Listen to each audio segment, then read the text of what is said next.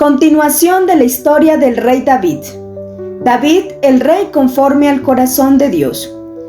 David, después de muchas luchas contra los enemigos y tras la muerte del rey Saúl, fue coronado rey de Israel.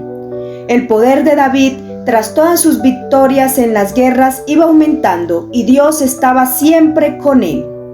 David tuvo muchas esposas y muchos hijos y fue muy bendecido por Dios, a tal punto que Dios le prometió librarlo de todos sus enemigos y que uno de sus descendientes sería el que le construiría su templo.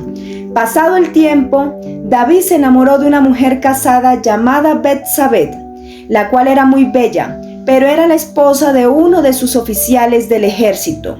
Su relación con Betsabé fue la peor de sus decisiones, toda vez que ordenó la muerte de Urías, el esposo de Betsabé, y eso le trajo muchas consecuencias y males a su vida y a su familia. Dios, mediante el profeta Natán, reprende al rey David y le muestra su descontento y el castigo que recibirá él y su familia por hacer lo que no le agrada a Dios, desobedecerlo y despreciar sus palabras. A raíz de esa falta grave del rey David, empezaron todas sus desgracias, como la muerte de su primer hijo con Betsabé. El rey David lloró mucho la muerte de su hijo y pidió perdón a Dios por haberlo desobedecido.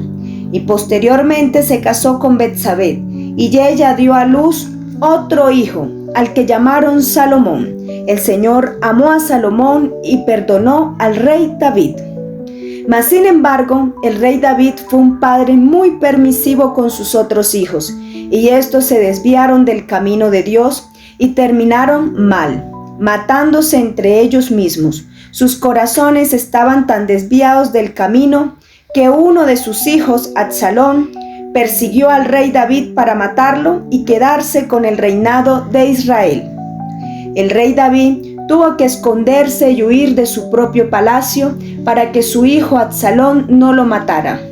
En medio de la batalla, a la cual no participó el rey David, murió Absalón.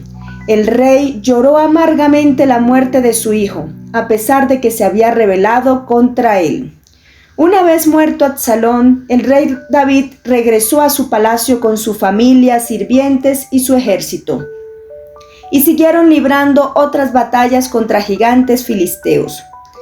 Debido a la edad avanzada del rey David, en sus últimos años de vida no salió más a la guerra, para que no se apagara la luz de Israel. El rey David reinó durante 40 años y su reinado fue estable. Escribió muchos salmos, entre ellos el Salmo 18, el canto de victoria de David. Antes de morir de anciano, el rey David ordenó a los sacerdotes que consagraran como rey de Israel a Salomón, su hijo menor, a pesar de que tenía otros hijos mayores como Adonías. Las últimas órdenes del rey David a su hijo Salomón fueron que cumpliera las ordenanzas de Dios, haciendo su voluntad y cumpliendo sus leyes y mandamientos para que prosperara en todo lo que hiciera y para que el Señor confirmara la promesa que le había hecho, de que su descendencia ocuparía el trono de Israel. El rey David fue un hombre amado y protegido por Dios, debido a su corazón puro, humilde, sencillo, valiente y dócil para escuchar a Dios.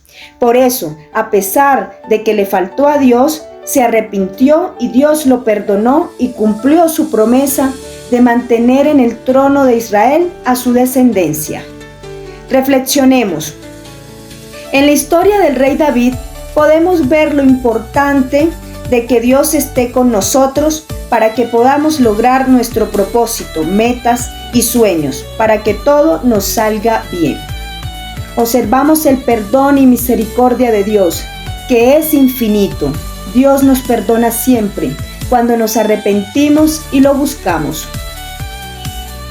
Pero debemos asumir las consecuencias del pecado, que la mayoría de las veces es muy dolorosa. En esta historia también podemos ver la falta de autoridad del rey David con sus hijos y la falta de corrección, a tal punto que se rebelaron contra él. Preguntas. ¿Estás dispuesto a dejar de pecar para que Dios esté siempre contigo y te bendiga? ¿Y tú estás educando a tus hijos en la fe y eres autoridad para ellos? Si te gustó este video y quieres ver más contenido, por favor dale me gusta y suscríbete. Shalom.